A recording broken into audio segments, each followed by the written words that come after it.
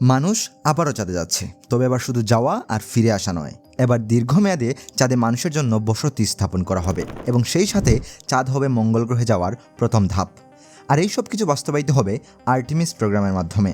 ইতিমধ্যে 2022 সালের 16 November Artemis 1 সফলভাবে লঞ্চ করা হয়েছে এবং সব কিছু ঠিকঠাক থাকলে 2026 সালের মার্চ অথবা এপ্রিল মাসে আর্টেমিস 2 লঞ্চ করা হবে। আর 1972 সালের পর এটিই হবে প্রথম চন্দ্র মিশন, যেখানে 4 জন ক্রু থাকবেন। এই ভিডিওতে আমরা জানার চেষ্টা করব আর্টেমিস প্রোগ্রাম কি, এর মূল উদ্দেশ্য কি, কেন এত বছর পর আবারও চাঁদে যাওয়া অত্যন্ত গুরুত্বপূর্ণ হয়ে উঠেছে, আর এই সম্পূর্ণ কর্মসূচির ভবিষ্যৎ কি হতে চলেছে। চলেন আগে জেনে নেওয়া যাক আর্টেমিস প্রোগ্রাম আসলে কি এবং এর উদ্দেশ্য কি।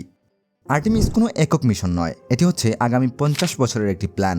আর এই প্রোগ্রামের মাধ্যমেই প্রথমবারের মতো একজন নারী এবং একজন কৃষ্ণাঙ্গ ব্যক্তি চাঁদের মাটিতে পা রাখবেন। যদিও এটি শুধুমাত্র সাম্য এবং অন্তর্ভুক্তির বিষয়, কিন্তু আসল উদ্দেশ্য হচ্ছে সেখানে বসতি স্থাপন করা। পৃথিবীর কক্ষপথে যেমন আন্তর্জাতিক মহাকাশ স্টেশন রয়েছে, ঠিক সেভাবে চাঁদের কক্ষপথেও লুনার গেটওয়ে স্টেশন স্থাপন করা, যাতে মহাকাশচারীরা প্রথমে সেই গেটওয়ে স্টেশন, তারপর সেখান থেকে চাঁদে গিয়ে অবতরণ করতে পারেন। কিন্তু সবচেয়ে গুরুত্বপূর্ণ কারণ সেটি হচ্ছে পানি। চাঁদের কিছু অঞ্চল রয়েছে, যেমন দক্ষিণাঞ্চল, যেখানে সূর্যের আলো কখনোই পৌঁছায় না, আর সেই চির অন্ধকার গর্তগুলোতেই বরফ জমা রয়েছে। এবার চিন্তা করেন, যদি সেই বরফকে অর্জন করা যায় তবে সেখান থেকে বিশুদ্ধ পানি পাওয়া যাবে এবং সেই পানিকে ভেঙে অক্সিজেন পাওয়া সম্ভব। সেই সাথে সাথে রকেটের জ্বালানি অর্থাৎ হাইড্রোজেন ফ্রিতে পাওয়া যাবে। কিন্তু আমাদের চিন্তাভাবনা এর চেয়েও বেশি উচ্চবিলাসী। নাসার অনেক বড় একটি টার্গেট হচ্ছে মঙ্গল গ্রহ, এবং সেই জন্য নাসার বিজ্ঞানীরা চাঁদকে টেস্টিং গ্রাউন্ড হিসেবে ব্যবহার করতে চান। গভীর মহাকাশে বিচরণকালে কি কি চ্যালেঞ্জেস ফেস করতে হতে পারে সেগুলো বোঝা, মহাজাগতিক বিকিরণকে কিভাবে মোকাবেলা করা যায় সেটা খুঁজে বের করা সহ প্রযুক্তিতে সর্বোচ্চ উন্নতি নিয়ে আসাই হচ্ছে আর্টেমিস প্রোগ্রামের উদ্দেশ্য। কিন্তু কথা হলো, 1972 সালের পর কেনই বা মানুষ চাঁদে যাওয়ার কথা ভুলে গেল, আর কেনই বা এখন আবার চাঁদে যাওয়ার জন্য বিলিয়ন বিলিয়ন ডলার খরচ করা হচ্ছে। অতীতে অ্যাপোলো মিশনগুলো ছিল প্রেস্টিজের ব্যাপার। আমেরিকা এবং সোভিয়েত ইউনিয়নের মধ্যে কে আগে চাঁদের মাটিতে পা রাখবে সেটার প্রতিযোগিতা। কিন্তু আর্টেমিস প্রোগ্রাম এই দিক থেকে পুরোপুরি ভিন্ন।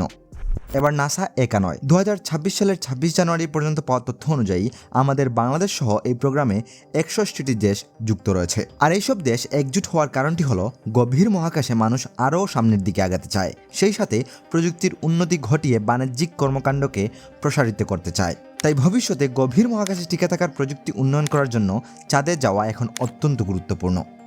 চাঁদে আছে উচ্চ রেডিয়েশন, দীর্ঘ অন্ধকার, চরম ঠান্ডা এবং গরম। তাই এই পরিবেশে পরীক্ষা করা হবে নতুন space sweet, life support system, radiation shield, মানুষের মানসিক এবং শারীরিক অবস্থা সহ আরও বিভিন্ন বিষয়।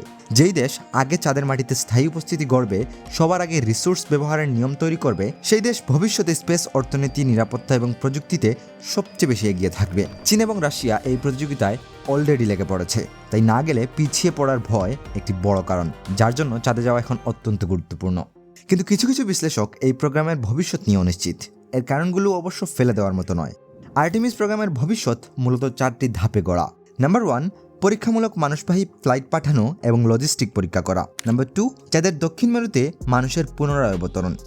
পৃথিবীর মতো চাঁদের কক্ষপথেও ছোট গেটওয়ে স্টেশন স্থাপন করা। কমার্শিয়াল অপারেশনগুলো বড় স্কেলে তোলা, যেমন অক্সিজেন উৎপাদন করা, রকেট ফুয়েল তৈরি করা, যাতে চাঁদের মাটি থেকে রকেট লঞ্চ করা যায়। আর্টেমিস 2, যেটি লঞ্চ হওয়ার সম্ভাব্য তারিখ 2026 সালের মার্চ অথবা এপ্রিল মাস। এই মিশনে ওরিয়ন স্পেসক্রাফট 10 দিন ব্যাপী ক্রু নিয়ে চাঁদের চারপাশে ফ্লাইবাই করবে। এর উদ্দেশ্য হবে স্পেসক্রাফট সহ স্পেস লঞ্চ সিস্টেমের সব প্রযুক্তি পরীক্ষা নিরীক্ষা করা। কিন্তু আর্টেমিস 3 গেম চেঞ্জার। আর্টেমিস 3 মিশনের মাধ্যমে প্রায় 50 বছর পর আবারও প্রথমবারের মতো মানুষ চাঁদের মাটিতে পা রাখবেন। নাসার অফিসিয়াল তথ্য অনুযায়ী এই মিশনটি 2028 সালের কিছুটা শেষের দিকে পরিচালনা করা হতে পারে। আর্টেমিস 3 এর জন্য প্রয়োজনীয় স্টারশিপ HLS এবং আরও কিছু প্রযুক্তিগত উন্নতি এখনও বাকি। তবে আর্টেমিস 2 এর উপর পরবর্তী সব মিশন নির্ভরশীল, কেননা যদি আর্টেমিস 2 কোনোভাবে ফেল করে তবে আগামীর সব প্ল্যান নষ্ট হয়ে যেতে পারে। যাই হোক, ছোট্ট এই ভিডিওতে আর্টেমিস সম্পর্কে আপনাদের ধারণা দেওয়ার চেষ্টা করেছি মাত্র। আর্টেমিস 2 লঞ্চ হওয়ার পর এর সম্পর্কে বিস্তারিত ভিডিও আসবে, তাই চ্যানেলটিকে সাবস্ক্রাইব করে রাখুন এবং কমেন্টে জানান আপনার মতামত। ধন্যবাদ।